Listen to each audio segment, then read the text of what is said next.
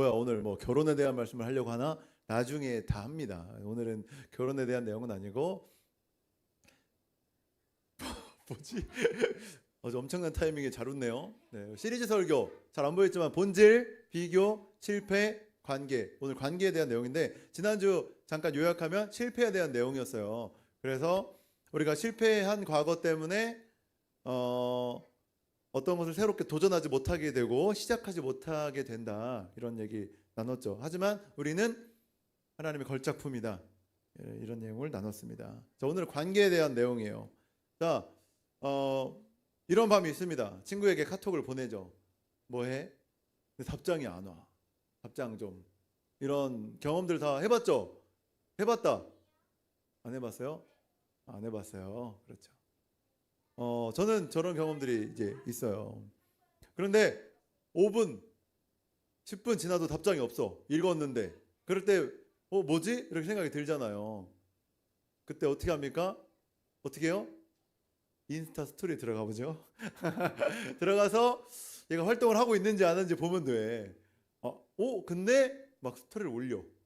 스토리 올리고 막 게시물도 오랜만에 막 올리고 막 활동에 초록색 불이 반짝반짝 하고 있어. 뭔지 알죠? 그럴 때 마음이 약간 어려울 수 있습니다. 이런 생각 하잖아요. 내가 뭐 오늘 말한 것 중에 잘못한 게 있나? 왜 날 피하나? 내가 그렇게 불편한 사람인가? 그런 생각을 우리가 하기도 합니다. 자, 이런 실험을 했다고 해요. 사람들이 모여서 공을 주고받기를 합니다. 공을 주고받기를 하는 거예요. 그런데 시간이 좀 지나면서 우리 어제도 축구를 했지만 한 명한테 패스를 안 하기 시작하는 거예요. 쟤 좀 마음에 안 들어. 그러면서 공 잡으면 패스도 안 하고 혼자 막 몰고 다니고 막 마음에 안 들어. 우리끼리 하자 하면서 은근히 우리끼리만 공 한번 줘볼래요? 던져봐요. 그렇지. 이렇게 우리 둘이만 잡고 이렇게 주고받기 한 번 더 해봐요. 그렇죠. 봐봐요. 벌써 한 명이 막 불안해하죠. 왜 나한테는 안 줄까? 이런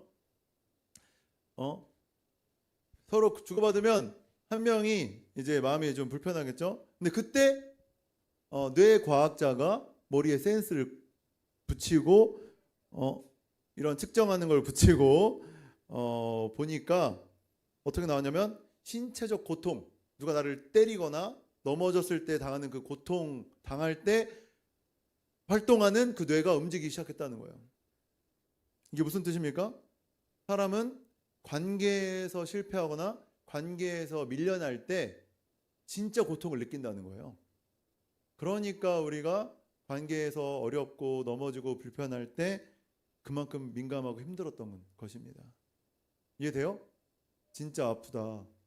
그런 거죠. 관계가 힘든 이유 두 가지로 정리해 봤어요. 첫 번째 거 읽어볼까요? 시작. 자, 다 같이 시작. 두 번째, 기범이가 크게 읽습니다. 시작. 좋아요. 자, 두 가지 마음 때문에 사람이 관계가 어렵다는 거예요. 관계가 멀어지면 사랑받고 싶어. 그러니까 다가가. 근데 다가가면 거절받을까봐 또 가까이 가지 못하는, 적당히 거리를 두는 거죠. 그러니까 이러지도 못하고 저러지도 못하는 그런 상황 가운데 있다는 것입니다. 그러니까 어떻게 해요? 자꾸 눈치 보게 되는 거야. 어떻게 하지? 다가가야 되나? 또 어떨 때는 또 맞춰주는 거야. 옆에 사람들 맞춰주고 그러니까 버림받지 않기 위해 막 애쓰는 거죠. 반대로 사랑받기 위해 애쓰고 이렇게 된다는 것입니다. 왜 그러냐면 우리가 이 관계를 통해서 내가 누구인가 이 정체성을 확인하려고 하기 때문이라는 것입니다. 그런데 성경에서는 우리가 뭐라고 말하는가? 하나님께서 우리를 창조하셨기 때문에 하나님이 우리를 세팅하실 때 어떻게 세팅했는지를 봐야 됩니다. 하나님께서 세상을 천지를 창조하시고 이렇게 멋진 사람을 만드셔서 그 세상에 탁 놓으시고 네가 마음껏 다스려 봐라, 누려봐라 하셨단 말이에요. 이름 기억하는 사람, 첫 번째 사람. 다윗도 나왔어. 그럴 수 있어. 아담이죠, 아담. 따라해 아담. 아담이에요. 아담이 탁 하나님 뭐라고 하시면 좋다 하셨어요. 따라해 좋다. 다시 좋다. 와 너무 좋다 하셨다. 세상을 창조하셨을 때 좋다 하시고 사람을 거기다 두시고 너무 좋다 이렇게 말씀하셨다는 거예요. 그런데 하나님께서 너무 좋은 이 세상과 아담을 보시고 좋다고 하시다가 부정적인 단어 같은 걸 하나 말씀하셨어요. 안 좋아, 안 좋아, 안 좋아, 안 좋아. 이게 뭡니까? 오늘 말씀입니다.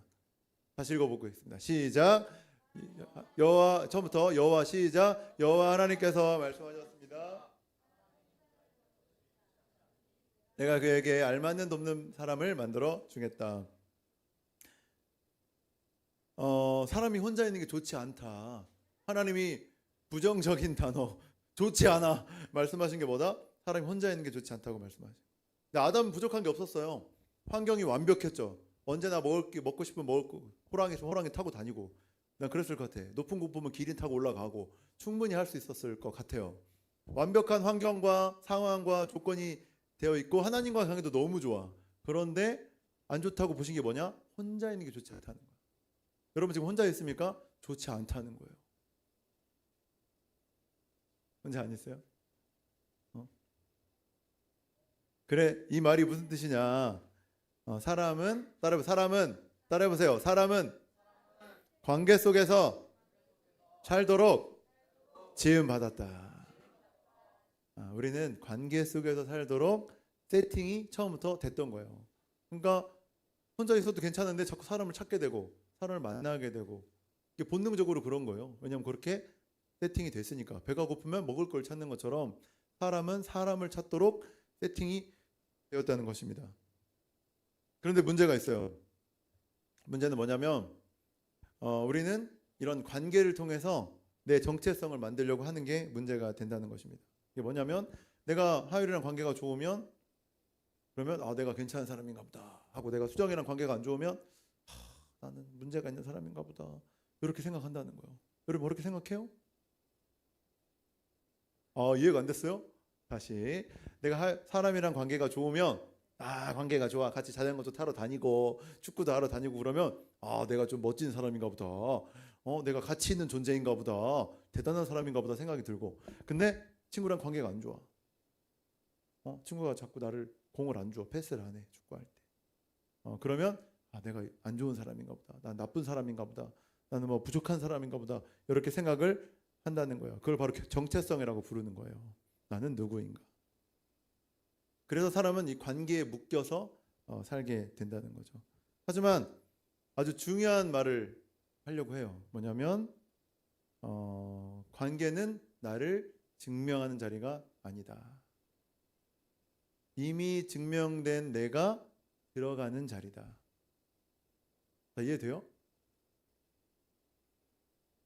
역시라니, 좋아.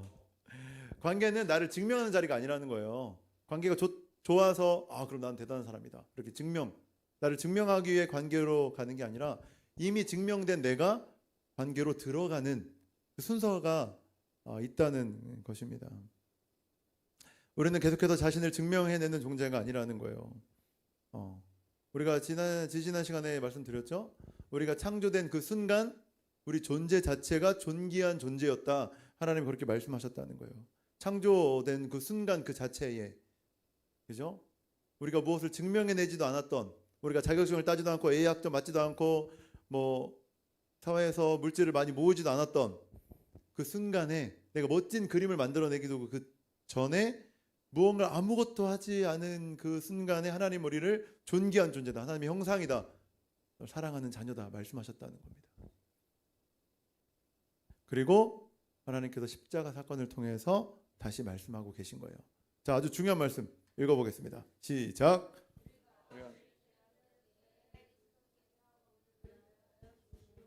하나님께서 우리에 대한 자기의 사랑을 확증하셨다. 확증했다고 그죠? 확증했다는 게 뭐냐면 입증했다는 거예요. 너 사랑받는 자녀다, 사랑받는 존재다, 가치 있는 존재라고 입증하셨다, 확증하셨다는 것입니다. 이게 뭡니까? 뭐라고 나와요? 우리가 아직 첫 번째 줄에 뭐 되었을 때? 죄인 되었을 때.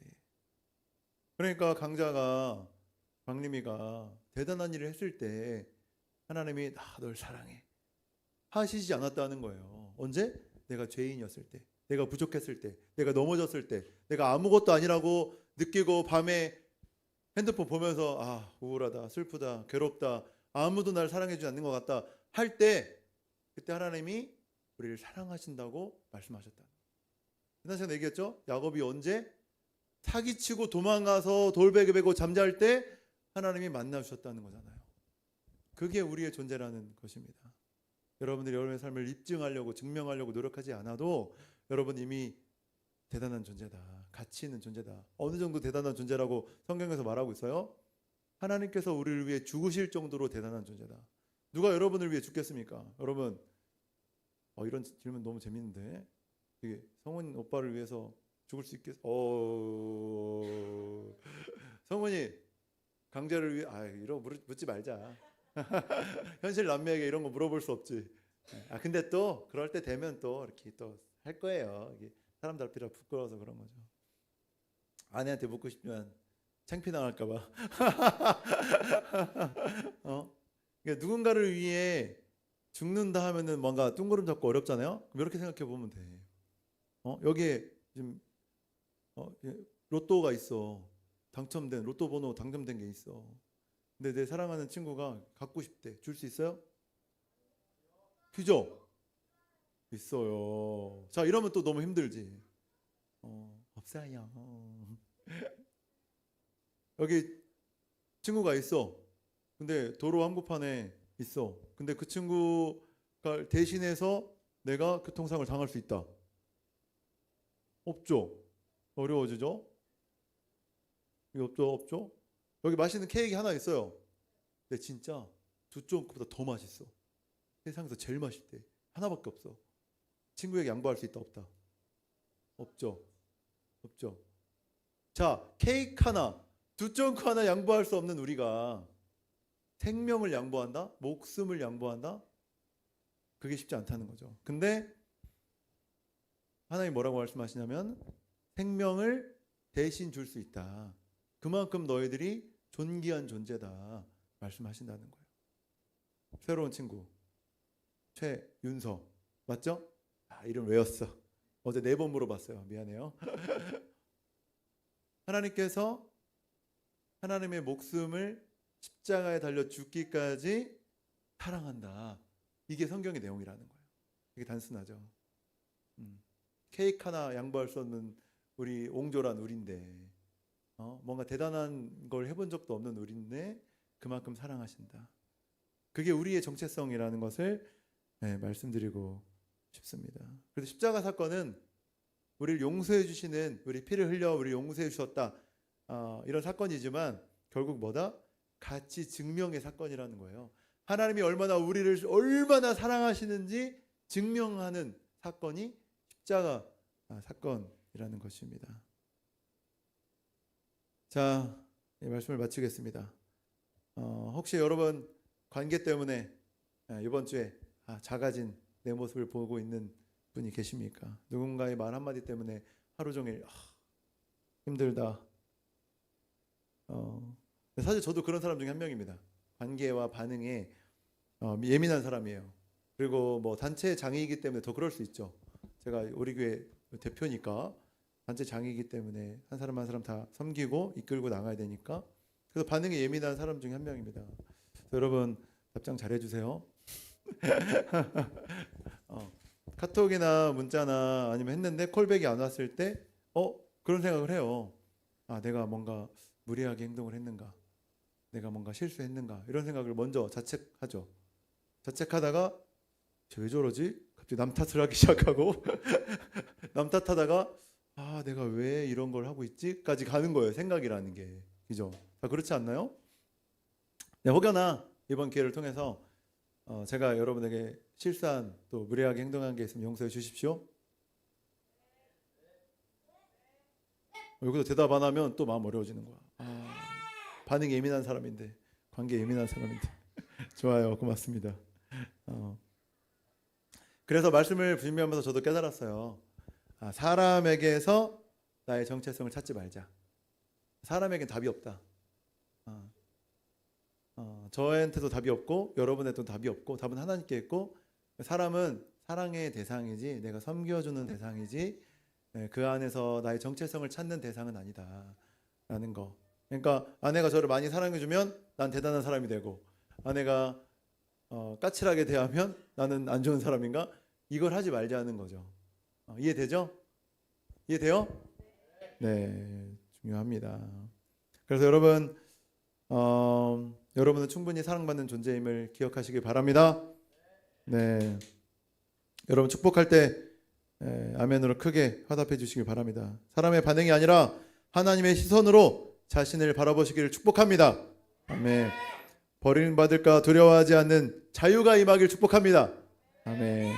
사랑받기 위해 애쓰는 인생이 아니라 사랑을 흘려보내는 저와 여러분 되시기를 예수 그리스도 이름으로 축원합니다. 아멘. 우리 한 가지 기도하고 마치겠습니다. 네. 반주해 주세요. 이 시간에 기도할 때 좀 돌아보면 좋을 것 같아. 우리가 나는 누구라는 큰 제목으로 지금 말씀을 나누고 있잖아요. 나는 누군가. 나는 옆에 있는 친구가 사랑해 줄 때 나는 괜찮은 사람인가? 그 친구가 나를 안 좋게 여기면 나는 안 좋은 사람인가? 전혀 그렇지 않다고 성경은 말해주고 있는 겁니다. 전혀 그렇지 않아요. 여러분이 알바하는 곳에서 문제가 생겨도 전혀 그렇지 않다는 거예요. 여러분의 통장 잔고가 적어도 전혀 그런 사람이 아니라는 거예요. 여러분이 공부를 잘 못해도 그런 게 아니라는 거예요. 부모님께 인정받지 못해도 그런 게 아니라는 거야. 그런 건 아무 중요하지 않다는 거야. 중요하지만 가장 중요하지 않다는 거야. 가장 중요한 건 뭐다? 여러분은 이미 멋진 존재라는 거. 이미 충분한 사랑을 받은 존재라는 거. 그걸 기억하는 게 중요하다는 거지. 그 안에서 자신감을 갖고 당당하게 살아가라고 여러분을 창조했는데 무슨 구석에서 막 슬퍼하고 괴로워하고 있으면 누가 제일 힘들어 하시겠어? 여러분을 창조하신 하나님이 가장 힘들어 하시겠지. 여러분이 자신 있고 당당하게 살 때 여러분의 부모님이 행복한 거 아니에요? 라니가 맨날 학교 가가지고 학교 싫어 못 가겠어. 그러면 누가 마음이 찢어질까요? 부모가 마음이 찢어지는 거예요. 자녀가 자신 있고 당당하게 멋지게 살아갈 때 부모가 가장 기뻐하죠. 여러분 맞죠? 여러분의 평생에 변하지 않는 부모가 우리 하나님이시란 말이에요. 하나님이 가장 기뻐하실 때는 여러분이 행복하고 자신 있고 당당하게 살아갈 때 하나님이 기뻐하신다는 거예요. 여러분 이걸 기억하셔야 됩니다. 오늘도 하나님을 울리실 거예요? 하나님을 힘들게 하실 겁니까? 나 주님의 기쁨 되길 원합니다. 우리가 고백하잖아. 열심히 일하고 청소하고 교회 청소하고 찬양팀 한다고 하는 기뻐하시겠지만 가장 기뻐하시는 건 여러분이 행복할 때, 여러분이 기뻐할 때라는 거죠. 이걸 기억하시면 좋겠어. 기도할 때 하나님 아버지, 이제 세상의 반응에 의존하는 인생이 아니라 하나님의 사랑의 충만함을 기억하는 인생 되게 하여 주시옵소서. 그런 삶을 살아가는 저와 우리 모두가 될 수 있도록 축복하여 주시옵소서. 우리 주님의 이름을 한번 부르고 통성으로 기도하겠습니다.